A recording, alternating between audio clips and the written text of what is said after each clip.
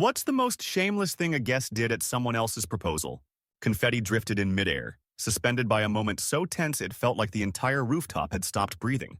Sophie's eyes shone, and she stood there, half in shock, half in awe, the city lights of Chicago glittering behind her.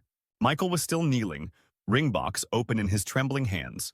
For one perfect second, it looked like this was going to be the story they would tell their kids someday. A beautiful, romantic, midnight proposal set against the skyline. But then Tony stepped forward. The crowd of friends and family parted like he was holding a force field. He gripped the microphone, the same one Michael had been using to deliver his heartfelt speech, and cleared his throat so loudly it boomed through the tiny speakers Michael had rented for the occasion. No one breathed, no one spoke. Sophie's lips parted in a silent question, and all eyes turned to Tony. Weeks before, Michael had no idea he'd end up on a rooftop with his entire plan in danger of going up in smoke. All he knew was that he wanted to propose in some memorable way. He'd worked so hard to make the evening special, curated a small group of Sophie's best friends, invited her parents, arranged a discreet candlelit dinner up there on the building's private terrace. Every detail had been ironed out, from the soft instrumentals playing in the background to the hidden camera a buddy had set up to record the moment. Because that was how Michael worked. He approached everything with meticulous care, from his job as a financial analyst to the way he organized his sock drawer. He was the kind of guy who never forgot birthdays and who always wrote personal notes and greeting cards. Sophie adored him for that. She adored him for many reasons, really. His kindness, his gentle wit, the fact that he'd stay up with her all night when she was stressed about her design deadlines and whisper that everything would be okay.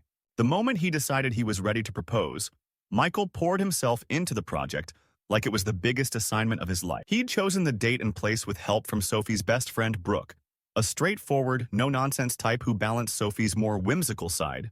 Sophie was a graphic designer by trade, an artist at heart, and loved things that glowed. Fairy lights, candles, the flicker of a street lamp in the rain. Brooke had recommended the rooftop of the Whitmore Hotel, a lesser-known but gorgeous venue with sweeping views of the city.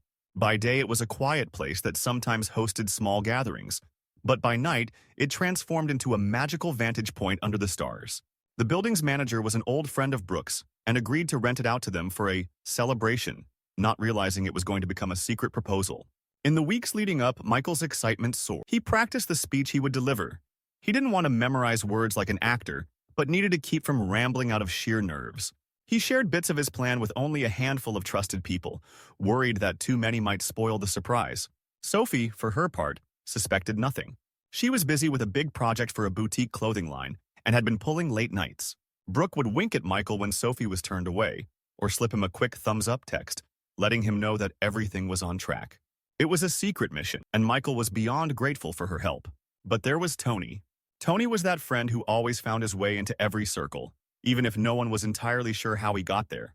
He'd met Michael a couple of years prior at a 4th of July BBQ hosted by mutual acquaintances. The moment Tony showed up wearing a neon tank top and wide grin, the entire party's energy shifted. Sometimes it was fun. He could crack up a whole room with a perfectly timed joke, but other times he went too far, overshadowing people's birthdays with his loud stories or hogging the karaoke mic at any group outing.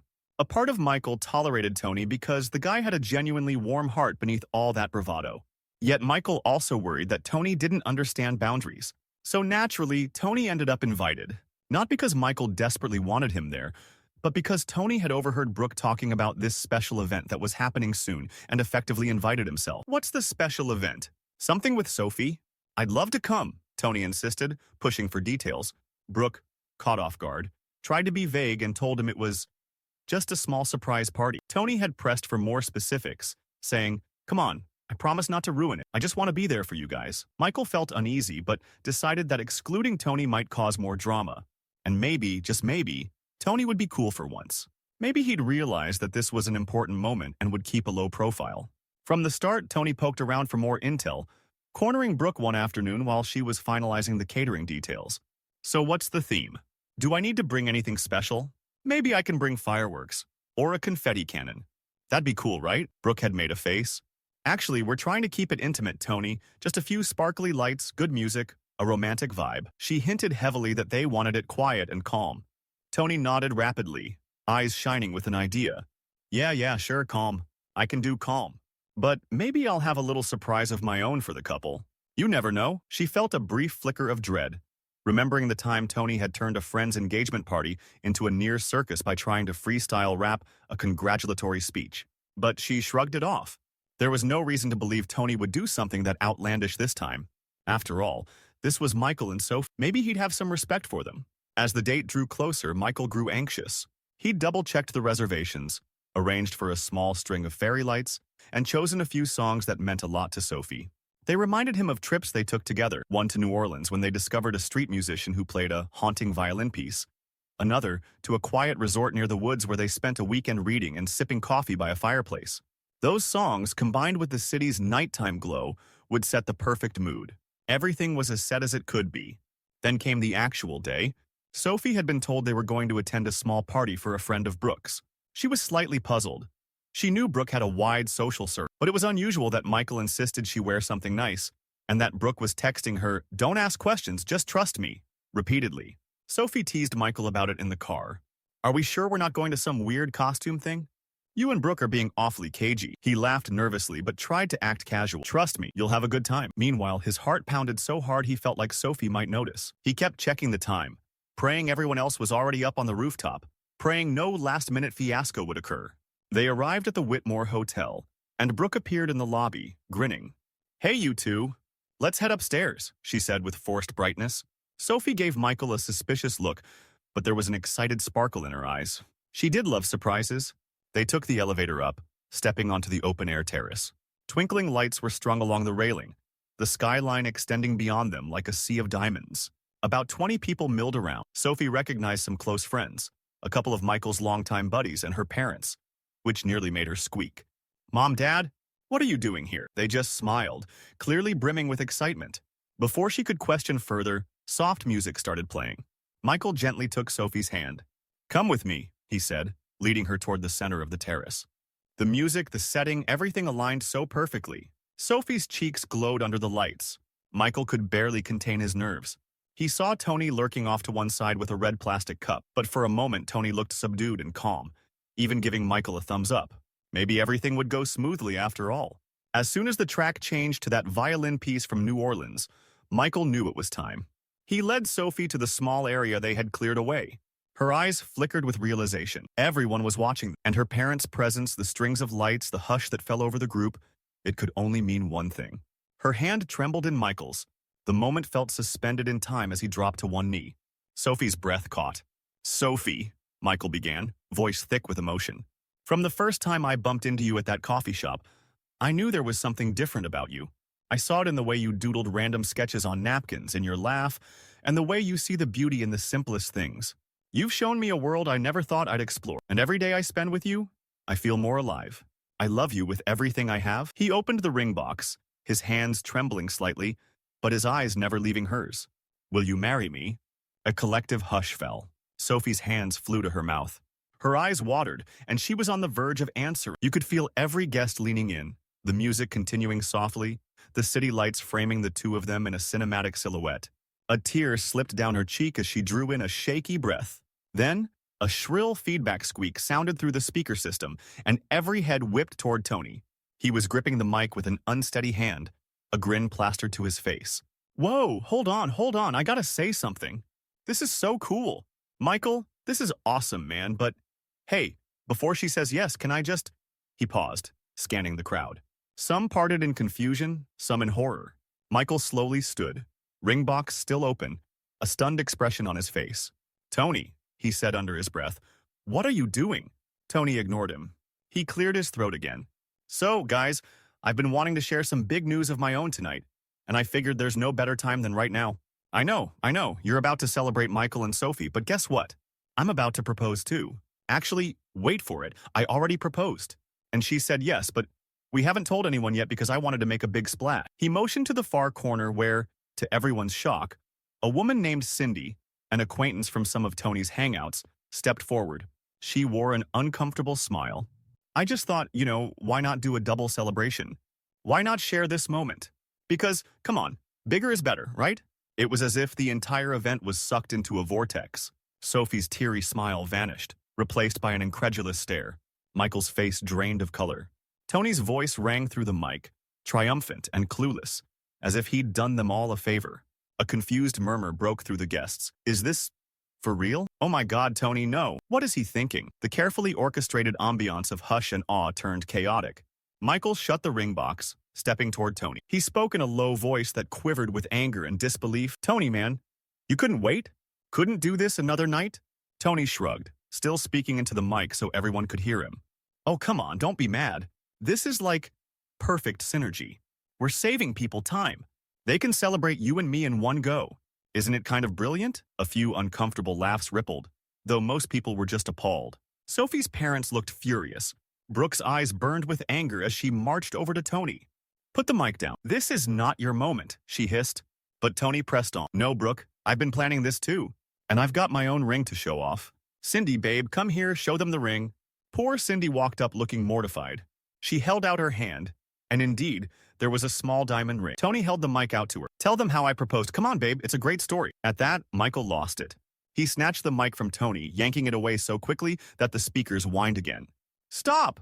Michael shouted, which echoed across the terrace. Everyone froze. Sophie was shaking, tears brimming in her eyes.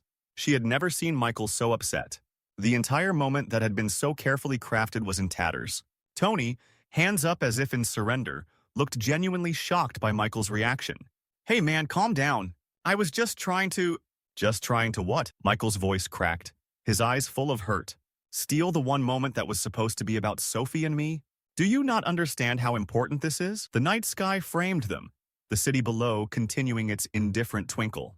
The hush that fell over the group was thick with tension. A dozen pairs of eyes fell on Tony. Scathing, disappointed. Sophie's father stepped closer to his daughter, resting a comforting hand on her shoulder, while her mother glared daggers at Tony. Tony's face twisted into something that mixed defiance with shame. I get that it's important, but come on, man, you guys will still have your story. Why can't we share this night? Why can't we make it even more epic? Brooke intervened, her eyes narrowed, her voice trembling with barely contained rage. Tony, you have absolutely no sense of timing or respect. You are hijacking their proposal. She turned toward Cindy with something like pity. Girl, I don't know you well, but you deserve a better engagement moment than this. Are you okay with what Tony's doing? Cindy gave a tiny, miserable shake of her head, as if she were too overwhelmed to speak. Sophie took a shaky step away from the scene, pressing her hands to her temples, trying to... Michael shot Tony a final glare and went after her.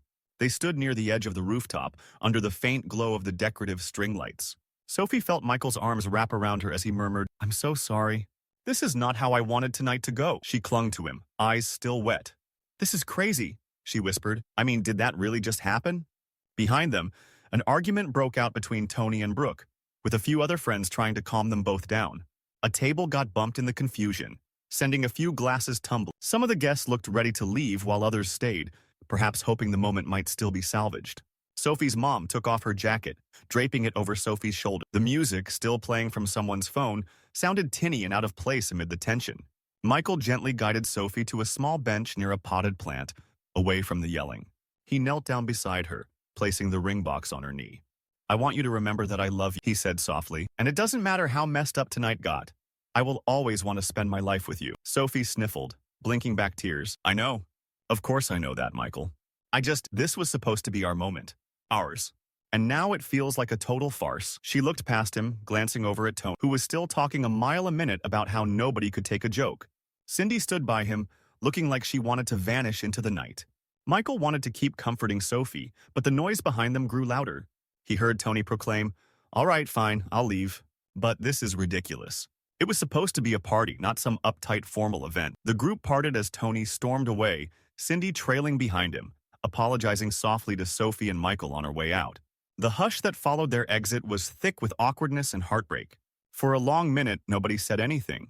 Then Sophie's father cleared his throat. Honey, he said gently, do you want to head home? We can talk about this tomorrow. Michael began to stand, but Sophie clasped his hand. She wiped her tears, a determined look crossing her face. No, she said quietly, I don't want to remember this night as the one Tony destroyed. Her eyes locked onto Michael's.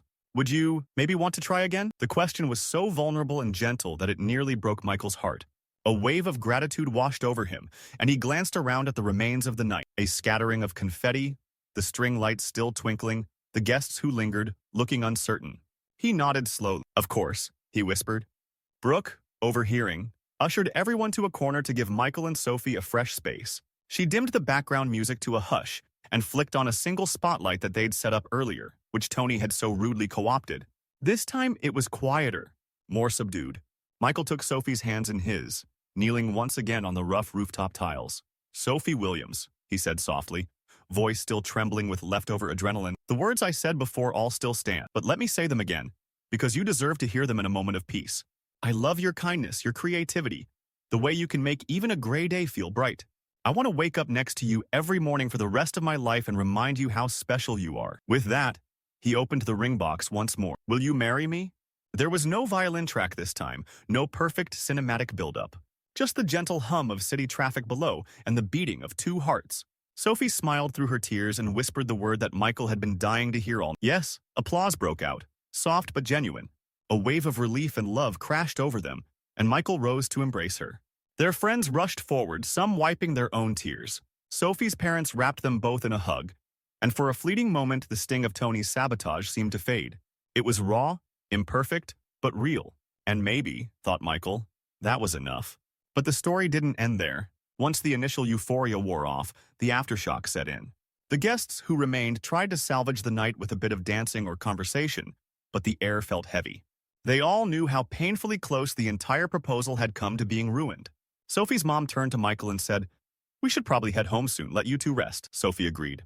Her eyes were red from crying, her emotions all over the place. Michael gathered the leftover decorations, a swirl of frustration churning inside him. He tried to reassure Sophie that everything was going to be okay, but the truth was, he felt robbed of the perfect memory he'd wanted so badly. Brooke, always the loyal friend, spent an hour quietly apologizing and telling Sophie she was proud of how she handled everything. Most of the crowd trickled out, offering hugs and well wishes, though everyone was clearly stunned by Tony's behavior. That night, Sophie and Michael lay in bed, the ring glinting faintly on her finger.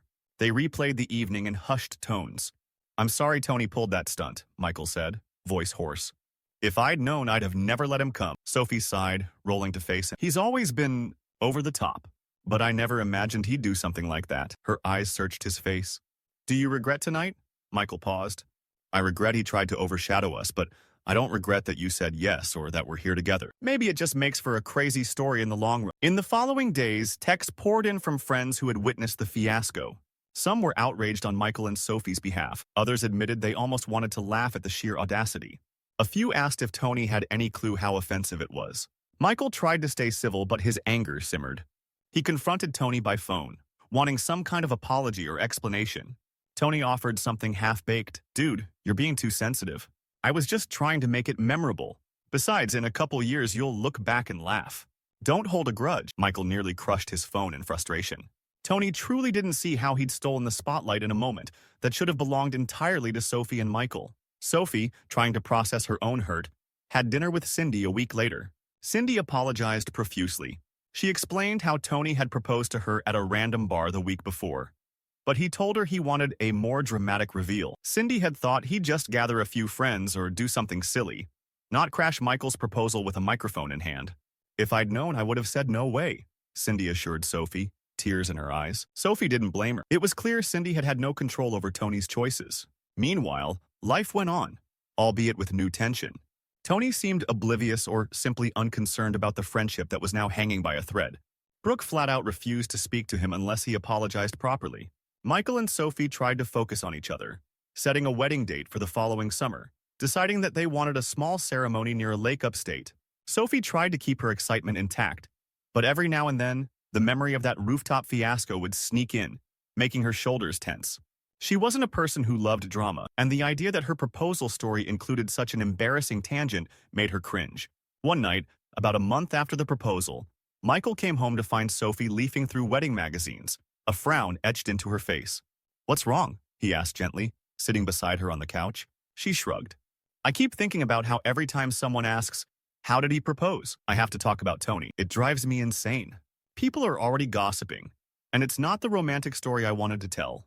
I just wanted to say, he proposed on a rooftop and it was magical. But now I have to add, then a friend hijacked the mic and tried to overshadow us." Michael rested a hand on hers, seeing her frustration. "We can rewrite the story. When people ask, tell them about the second time I proposed, when it was just you and me for a moment under the lights. That's the real story, right? The moment you said yes, not Tony's stunt." Sophie managed a small smile. You're right. That is our story. I guess I just have to accept that there was a chaotic sideshow we never asked. She set aside the magazine and leaned her head on his shoulder. I love you. No matter how crazy things get, I love you. I guess Tony's fiasco doesn't change that. Michael kissed her forehead, murmuring, and I love you. We'll just keep our distance from that guy for a bit. As the months passed, Michael and Sophie planned their wedding, invited close friends and family, but found themselves struggling with the question, do we invite Tony? He was part of their friend group, albeit tangentially. A few in their circle insisted, you have to invite him. It'll be awkward if you don't. He'll be the only one left out. And maybe this time he's learned his lesson. Others, he'll pull something again.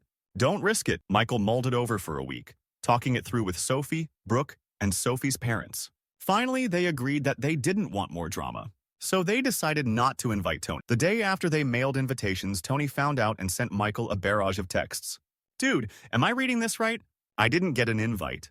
Are you kidding me? Michael texted back, we want a small, drama-free wedding. Sorry, Tony. Tony responded, wow, so you're holding a grudge. That's messed up. Michael typed a reply, then erased it, deciding not to engage further. He felt a pang of guilt, but reminded himself that Tony had never truly taken responsibility for his actions. On the wedding day, the sun shone bright on a quaint lakeside lodge. Sophie looked radiant, her simple lace gown catching the light. Michael stood at the altar, heart pounding, but it was a happy kind of adrenaline this time. No overshadowing friend, no stolen spotlight. When Sophie walked down the aisle, everyone stared at her in admiration, tears in their eyes. Michael felt that same sense of awe he had that night on the rooftop. Except this time there was no tension in the air, only love. After the ceremony, they exchanged a sweet kiss to a round of applause. The reception was small but lively. Brooke made a toast, referencing the rooftop fiasco in a gentle, joking way. We all know how Michael's first attempt at a grand romantic gesture turned out, but sometimes the second attempt is what counts. People laughed, clapped, and cheered the new couple. During that reception, Michael realized that while Tony might have dampened one night of their lives, he couldn't touch this moment, this day of real celebration. He and Sophie took the dance floor, the music guiding them in slow circles. If Tony had been here, Michael thought, would he have tried another stunt? Possibly, but that was one risk they'd decided they didn't want to take. He held Sophie close, pressing his forehead to hers, letting the soft hum of the band swirl around them like a protective bubble. They were married now, and nothing could overshadow that.